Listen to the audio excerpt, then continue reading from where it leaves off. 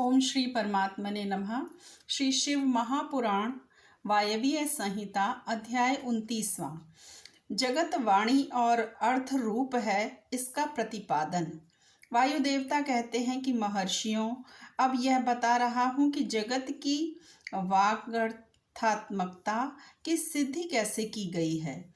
6 अध्यायों मार्गों का सम्यक ज्ञान मैं संक्षेप से ही करा रहा हूँ, विस्तार से नहीं। कोई भी ऐसा अर्थ नहीं है जो बिना शब्द का हो और कोई भी ऐसा शब्द नहीं है जो बिना अर्थ का हो। अतः समयानुसार सभी शब्द संपूर्ण अर्थों के बोधक होते हैं। प्रकृति का यह परिणाम शब्द भावना और अर्थ भावना के भेद से 2 प्रकार का है। उसे परमात्मा शिव तथा पार्वती की प्राकृत मूर्ति कहते हैं। उनकी जो शब्दमयी विभूति है उसे विद्वान 3 प्रकार की बताते हैं: स्थूला, सूक्ष्मा और परा। स्थूला वह है जो कानों को प्रत्यक्ष सुनाई देती है और जो केवल चिंतन में आती है, वह सूक्ष्मा कही गई है, और जो चिंतन की भी सीमा से परे है उसे परा कहा गया है। वह शक्ति स्वरूपा है, वही शिव तत्व के आश्रित रहने वाली पराशक्ति कही गई है। ज्ञान शक्ति के संयोग से वही इच्छा की उपोद्बलिका उसे दृढ़ करने वाली होती है।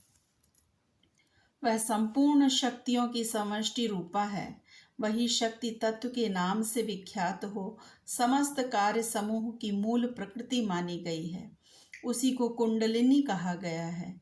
वही विशुद्धात्व परा माया है।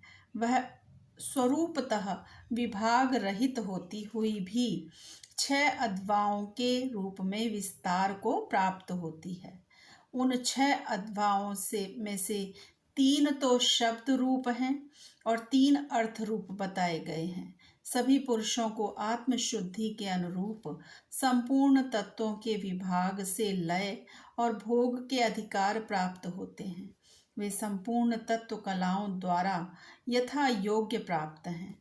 परा प्रकृति के जो आदि में 5 प्रकार के परिणाम होते हैं वे ही निवृत्ति आदि कलाएं हैं।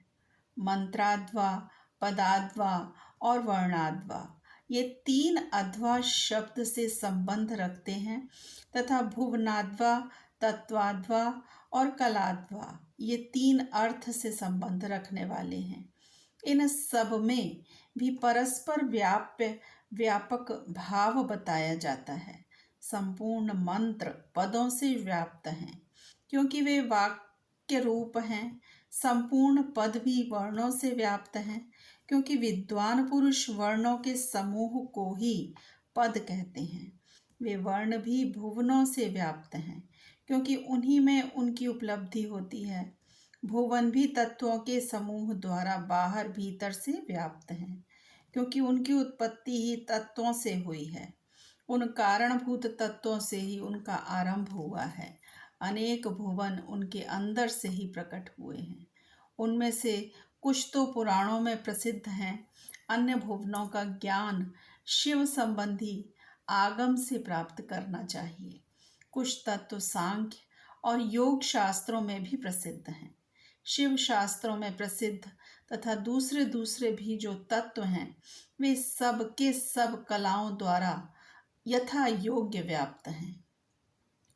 परा प्रकृति के जो आदि काल में 5 परिणाम हुए वे ही निवृत्ति आदि कलाएं हैं। वे 5 कलाएं उत्तरोत्तर तत्वों से व्याप्त हैं। अतः पराशक्ति सर्वत्र व्यापक है। वह विभाग रहित होकर भी 6 अध्यायों के रूप में विभक्त है। शक्ति से लेकर पृथ्वी तत्व पर्यंत संपूर्ण तत्वों का प्रादुर्भाव शिव तत्व से हुआ है। अतः जैसे घड़े आदि मिट्टी से व्याप्त हैं उसी प्रकार वे सारे तत्व एकमात्र शिव से ही व्याप्त हैं। जो 6 अध्यायों से प्राप्त होने वाला है वही शिव का परम धाम है।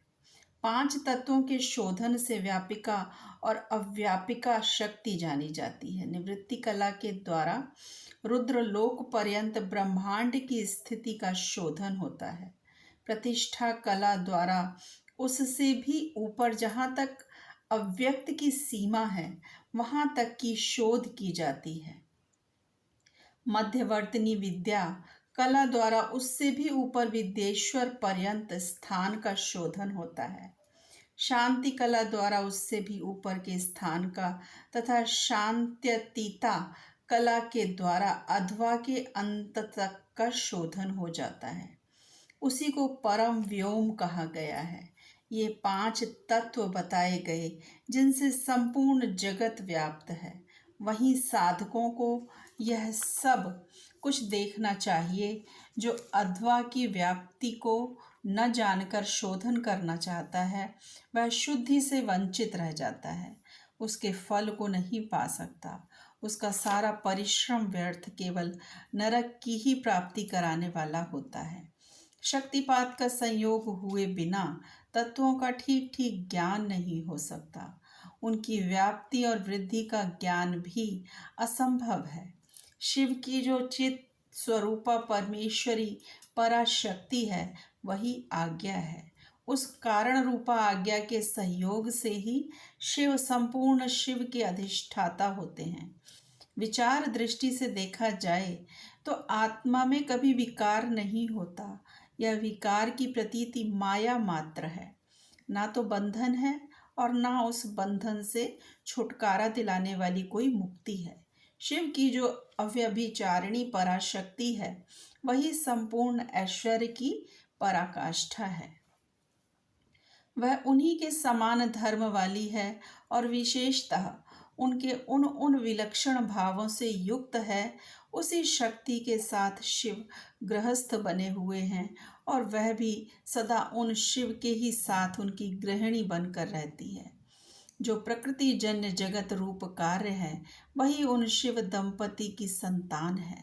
शिव कर्ता है और शक्ति कारण, यही उन दोनों का भेद है। वास्तव में एकमात्र साक्षात शिव ही 2 रूपों में स्थित हैं। कुछ लोगों का कहना है कि स्त्री और पुरुष रूप में ही उनका भेद है। अन्य लोग कहते हैं कि पराशक्ति शिव में नित्य समवेत है। जैसे प्रभा सूर्य से भिन्न नहीं है, उसी प्रकार चित्त स्वरूपणी पराशक्ति शिव से अभिन्न ही है। यही सिद्धांत है। अतः शिव परम कारण है, उनकी आज्ञा ही परमेश्वरी है। उसी से प्रेरित होकर शिव की अविनाशी मूल प्रकृति कार्य भेद से महामाया, माया और त्रिगुणात्मिक प्रकृति इन तीनों रूपों में स्थित हो 6 अध्वाओं को प्रकट करती है। वह 6 प्रकार का अध्वा वागर्थमय है, वही संपूर्ण जगत के रूप में स्थित है। सभी शास्त्र समूह इसी भाव का विस्तार से प्रतिपादन करते हैं। ओम नमः शिवाय। शिव जी सदा सहाय, गुरु जी सदा सहाय।